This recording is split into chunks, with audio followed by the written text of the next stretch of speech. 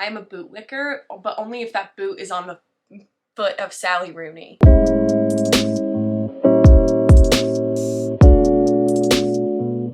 Hi besties, welcome.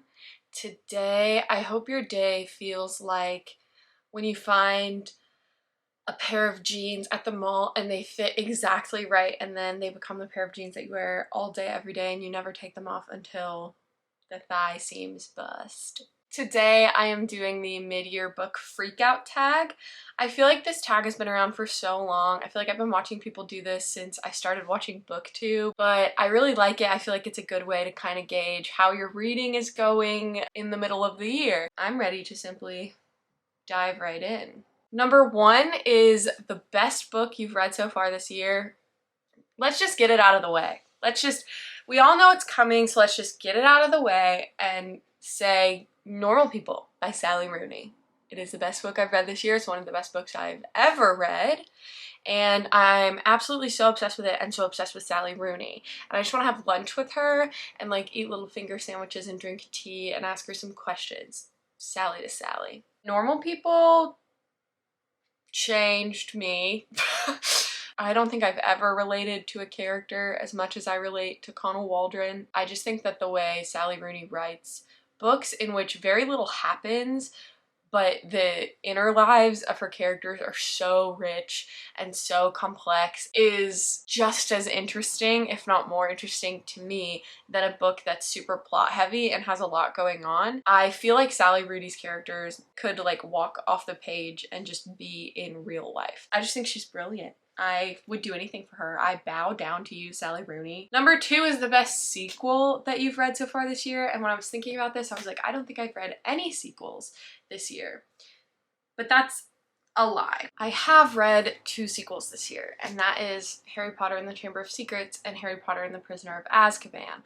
I'm kind of in a constant state of rereading Harry Potter. I listen to the audiobooks a lot when I can't sleep at night. I read the books when I'm super anxious. It's something that just really calms me down and keeps me feeling grounded. That being said, I did discover this time around reading them that they're actually written by Harry Potter himself. It's an autobiography. I never noticed that before. Of Chamber of Secrets and Prisoner of Azkaban. Prisoner of Azkaban is my favorite of those 2, so this would be the best sequel that I've read so far this year. But I don't want to give the woman who wrote this any screen time. I don't want to mention her name. However, because Harry Potter has been in my life for so long and is something that really helps me with my anxiety, I can't just give it up, really. I need it sometimes to get me through the day. Yeah, I think Harry Potter's just a really great writer. His world building's really cool, and I hope he's doing well. Number 3 is new release you haven't read yet, but you want to, and I have 2 for this. 1 is Malibu Rising by Taylor Jenkins Reid. I have not read any Taylor Jenkins Reid, which I feel like is a crime on BookTube. I haven't been super interested in her other books, but the synopsis of Malibu Rising looks so good. It's probably on a massive wait list at my library, but I need to get my hands on it and read it because I think I'm gonna really like that book. Also, for this answer, I would say Concrete Rose by Angie Thomas. I love Angie Thomas's writing. She's one of the few YA authors that I still want to read all of her new releases, and I love The Story of the Hate You Give, and Mav was one of my favorite characters in The Hate You Give, and so Concrete Rose, if you don't know, is a prequel all about Mav, who is Star's father when he's first having kids at, I think, like 17. Number 4 is the most anticipated release for the second half of the year. Do I even have to say it? Do I even have to say it? It's Beautiful World, Where Are You by Sally Rooney. Duh, obviously. I am licking her shoes, but I don't care. I'm so excited for this book. I've heard really good things about it already, and the synopsis just sounds so good. So it's absolutely that one, no contest. I will be at the bookstore on the day that it comes out, purchasing the hell out of that book. Number 5 is my biggest disappointment. Biggest disappointment doesn't mean worst book I've read. It means a book I thought I was gonna really love, and then it didn't really do it for me. One Last Stop by Casey McQuiston.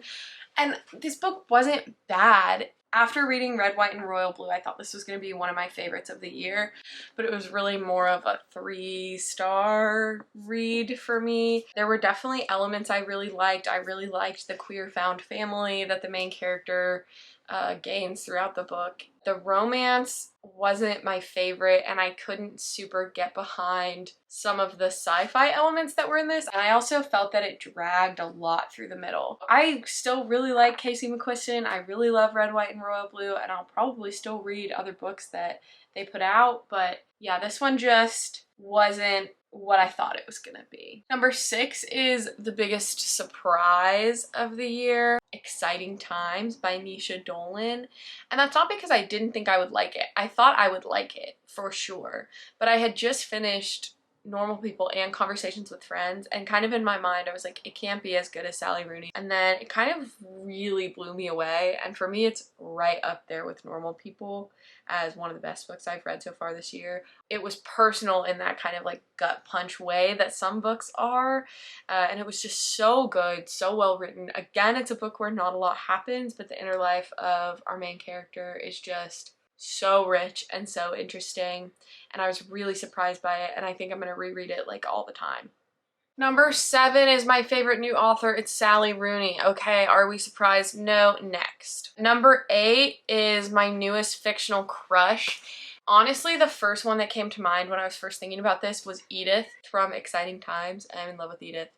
I think she deserves the entire world. Also, I'm going to give an honorable mention to Nicholas from The Overstory by Richard Powers. I don't know what it was about Nicholas. Whenever he was in a chapter, it was like, oh, I perked up a little bit. I was like, oh, time to read about Nicholas. It's like this rural guy who lives on a farm, taking care of his great-grandfather's chestnut tree, and he's an artist, and I loved him. Newest favorite character... It's Connell, duh. It's Connell Waldron from Normal People. I just love him a lot, and I want to hug him and make sure he has everything good in the world. I feel like he could be my brother. Connell just really stuck out to me and was dealing with a lot of the things that I deal with, and had a lot of moments that I really related to, so Connell's my boy. Gotta give it to Connell. Book that made me cry. 3 books so far this year have made me cry. Number 1 is Normal People. Book that made me cry most frequently this year was probably The Overstory by Richard Powers. And I haven't talked about it yet on this channel, but oh my god. This book is so good. The thing about this one, like, is that it would make me cry because of how beautiful the writing was. Like, there would just be these massive paragraphs about the magic of trees, and I would be like, like weeping because trees are amazing. The first about third of this book reads like short stories. It's all of these character studies of these different people who all have something to do with trees or some relationship to specific trees. And then the last like 2/3 of the book are like these concentric like spirals almost that are getting closer and closer together, and then they all start to overlap and spread out and become related to each other, and it's beautifully crafted. I would love to see what his like planning whiteboard looked like for making this book. It's unreal. It's so beautiful. It's definitely a thick boy. I think it's a really important book as it deals with climate change and deforestation, and I cried like a baby. So far, the only other book that has made me cry this year is The Anthropocene Reviewed by John Green.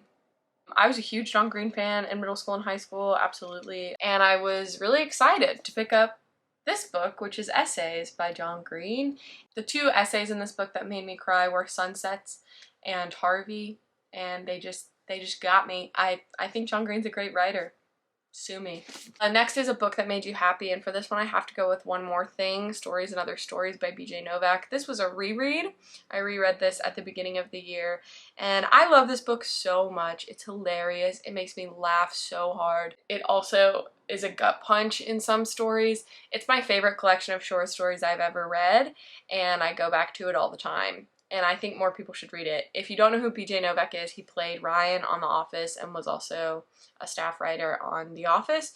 So he's obviously got comedic chops, and that definitely comes through in this collection. But he also is really good at finding weird truths about human beings and about our society, and just like these weird things you don't necessarily think about, but then when he points them out, you're like, oh yeah, we do that. That's weird. Why do we do that? 5 out of 5 stars. Go buy it. Go read it. Tell me what you thought. I really hope that BJ Novak writes more adult fiction. 12 is the most beautiful book that you've gotten this year. I'm gonna shout out the Overstory again. I think this cover is brilliant. The different like circles are like the rings of a tree trunk, and it's like these beautiful famous paintings of like the redwoods in California. But I also have to give a shout out to Wuthering Heights. This is my new cloth bound edition. Can you? Oh yes. Next is books that I need to read by the end of the year, and for this I'm gonna say Deadwake by Eric Larson, which is about the sinking of the Lusitania. I'm really excited to read it. The Argonauts by Maggie Nelson, which I'm reading for a secret video coming up soon, and also I'm just really excited to read it. Your House is on Fire, Your Children All Gone is a horror book that I'm really stoked to read because I've heard it's a little bit like Shirley Jackson but scarier. So I'm on board, and that was recommended by Kat from Paperback Dreams. So Real Life by Brandon Taylor, I'm really excited about. I don't know when I'll get to it, but I really want to by the end of the year. I really want to reread The Song of Achilles this year. I read it last year, but I want to get a tattoo from it, and I want to reread it before I do that. I'm also rereading Song of Achilles for the same secret video as The Argonauts, so you won't be able to figure out what it is, but you can try.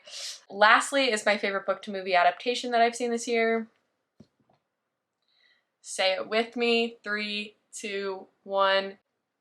Normal People. I don't know if I've ever seen a book to movie adaptation that is so perfect. I'm obsessed with Daisy Edgar Jones. I'm obsessed with Paul Mescal, and I'll watch anything they act in ever for the rest of time. And that adaptation is so beautiful, and if you've read Normal People and you haven't watched it, find somebody in your life who has a Hulu password, binge it, feel the same amount of pain that you felt when reading the book again. And honorable mention to All the Boys 3. The Netflix movie came out and it was really cute, and I thought the second one was really bad, and so I thought the third one wouldn't be good either, but I really liked the third one. I thought it was super cute. So shout out to that as well. But nothing will beat Normal People. I'm sure I'll do an end of the year something similar, and we'll see if anything has beat out Normal People. I doubt it, but who knows? And that brings us to the end of the mid-year book freakout tag. I'm not really freaking out about my reading so far this year. I'm on track for my Goodreads goal. Like this video if you feel so inclined. If you want to see more content from me, that big red button down below that says subscribe is your place to go. I've been having so much fun responding to all of your comments and talking to y'all, so please let me know what the best book you've read so far this year is so that we can talk about it and I can add it to my list if I haven't read it, or we can gush about it if I have read it. In case you haven't heard it today, I love you. Bye.